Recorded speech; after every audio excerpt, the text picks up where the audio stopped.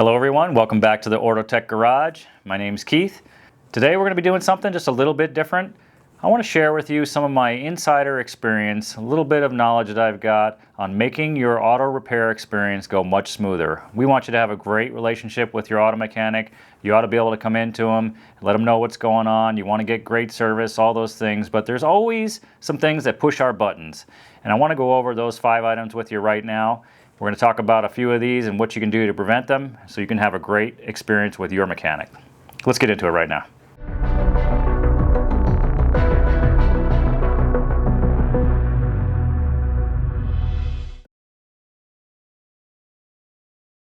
All right, so my number one pet peeve here is bringing in a filthy car.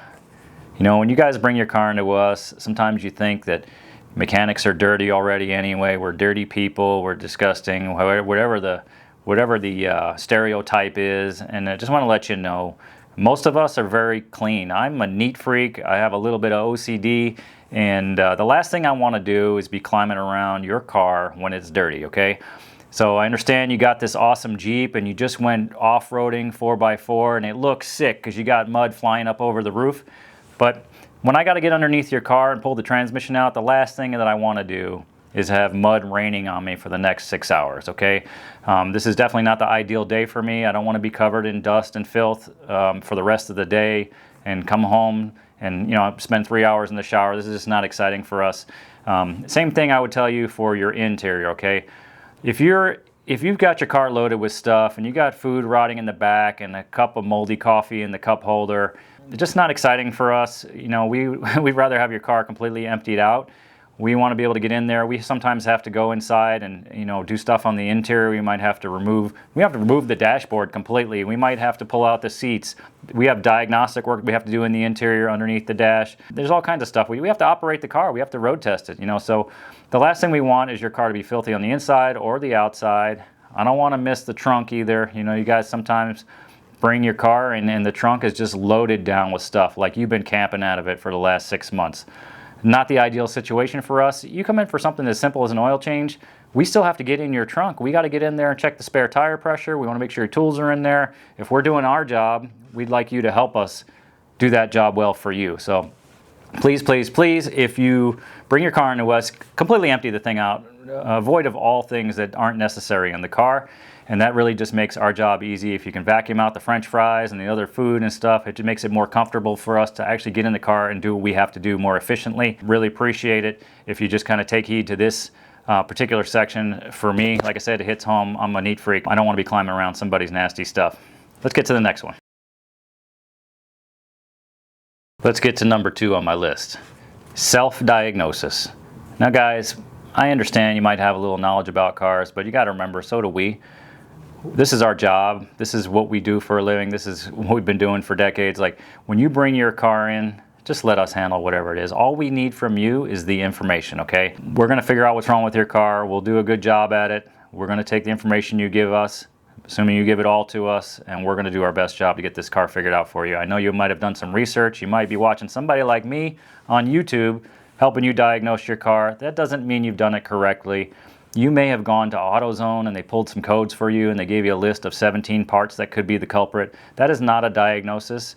Okay, these things need to be done in a professional way using diagnostic flowcharts, diagnostic procedures, and diagnostic tools. Please, please, please don't give us your opinion of what you think, what's wrong with it. Just tell us what your concerns are, what your symptoms are, and let us do the rest. I know it's tempting for you to just kind of spit out and say, I think it's this, and I can tell you for a fact that 80% of the time you're not even close, okay? And there's just a lot of things out there that could be wrong with your car, and we don't really necessarily need your diagnosis on there. Believe me, we've thought of everything that you could be possibly telling us, and we're going to go through all those scenarios, do a lot of testing, we're going to do a lot of analysis and figure out what's wrong with your car. Just let us handle it. So the third item on my list is what I would call hovering over your mechanic, okay? This is where you're hanging out in the garage with us. You're talking to us while we're working. We're having a discussion about things that we're not even working on. You want to show me something out on the back of your car while we're working under the engine. This is not an ideal situation for mechanics. We need to really be focused on the job that we're doing. The last thing we want to be doing is putting something very technical together. We've got some components inside an engine that need to go in before we can put the next piece in. You drag us over to the back of the car to show us this cool bumper you bought, and by the time we get back to the front, we forgot what the heck we were working on. And we've got to retrace all our steps and then get back to where we were so we don't miss something that's very important or very critical. You guys are more than welcome to ask us questions. I don't want to come off like we don't want to ever talk to you, but when we're deep in work, the last thing we want to be dealing with is a conversation with somebody. We need to really be focused on what we're doing. So I really appreciate if when you bring your car in, you save your questions for before or after. If you need to take some pictures and things, you're more than welcome to do that. Find the proper time to do that, not in the middle of us working. And I can tell you guys, I've seen a lot of stuff. You know, I've had customers literally come in the shop, reach in my toolbox and start working on their own car while I'm under the car working. And I just can't even stress to you enough how frustrating and annoying that is. Please don't be that person. Okay, this is not a hobby shop. I mean, we don't have all these lifts in here and all this equipment and all this stuff going on so that you can come in here and work on your car on your own. It's just not the ideal situation. So I appreciate if you take heed to what I'm telling you here. Just leave us alone. We'll get the job done. We'll do it efficiently. We'll do it correctly. Get you down the road working properly.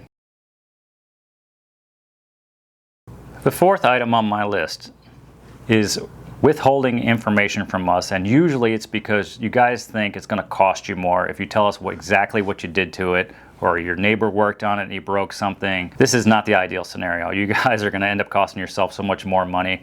I'm going to tell a quick story about the lady that had her car jump started with the 48-volt golf cart. She never told us this, okay?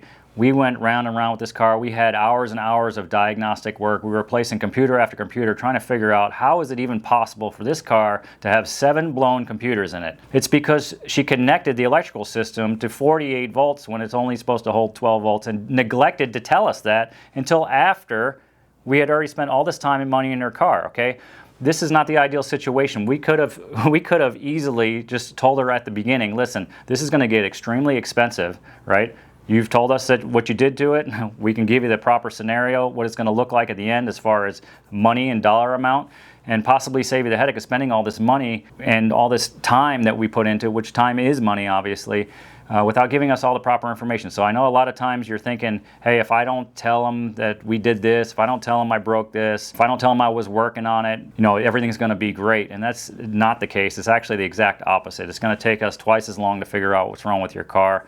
You know, we have a saying here in the garage that man-made problems are the worst problems to diagnose, and that's because they don't exist in the real world. Cars break in a certain fashion, parts fail in a certain way, and when you've got a man-made problem, that's completely unnatural. It's not something that's normal for us to see, and a lot of times it takes longer for us to figure out what's wrong with it. It takes longer for us to fix it. And if you can do anything when you bring the car in, please don't leave information out.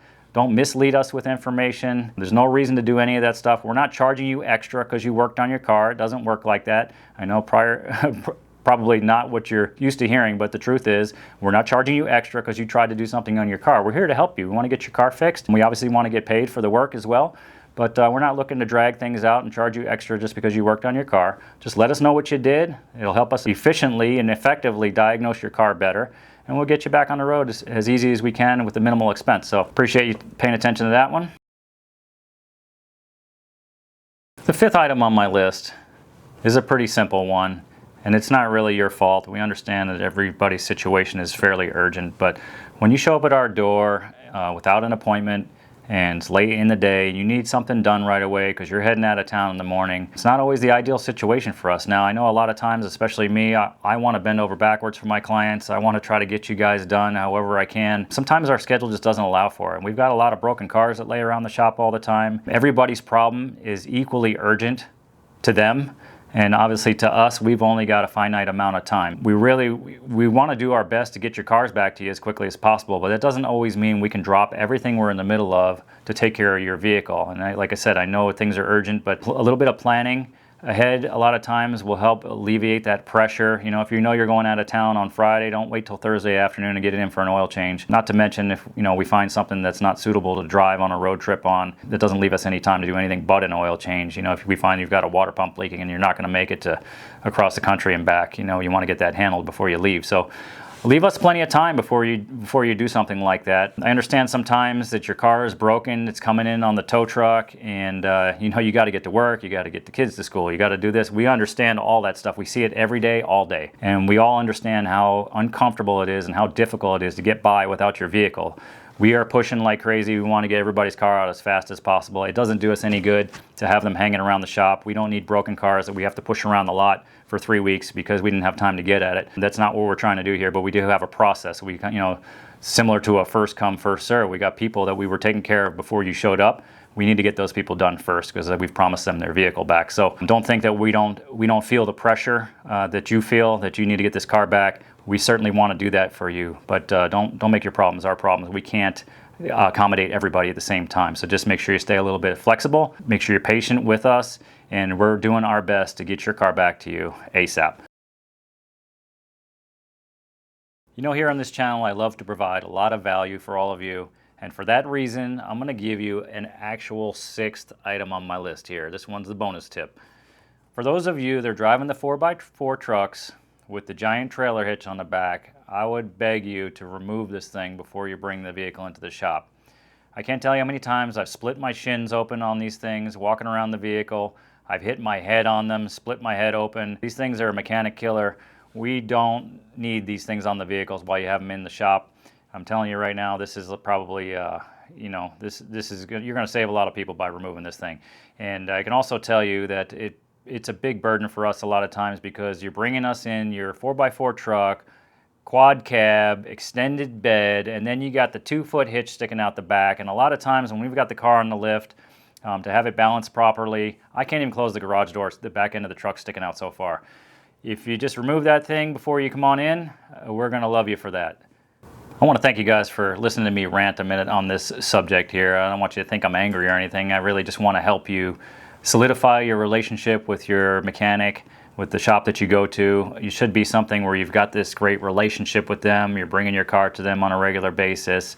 You just need to know they're probably not going to tell you that some of these things are kind of irking them, but it's nice if you knew it ahead of time. They're just going to love you more. And you know, when your mechanic's in love with his client, they're going to bend over backwards for you. They're going to do things they wouldn't normally do for the average person. Go ahead and build that relationship with your mechanic. Make sure that you're treating them well and they're treating you well. It's a great symbiotic relationship, and there's nothing more that we want from you as a customer other than you just to bring your car in. A little respect for us. We have a lot of respect for you and your vehicle, and we want to treat your car well. We want to make sure that we're taking care of your car when it comes in, and we always cleaning up the work area around us, making sure your fenders are wiped down. We're not leaving anything behind, and we just want you to kind of reciprocate and do the same for us. It's really just going to improve your overall experience at the auto repair shop, and that's what I'm here for. I want to share some of my knowledge with you. I want to make your life a little bit easier, at least when it comes to this subject. I really appreciate you sticking with me through this video. I know it wasn't the most entertaining as far as we're not working on anything, but something that I think was important for you guys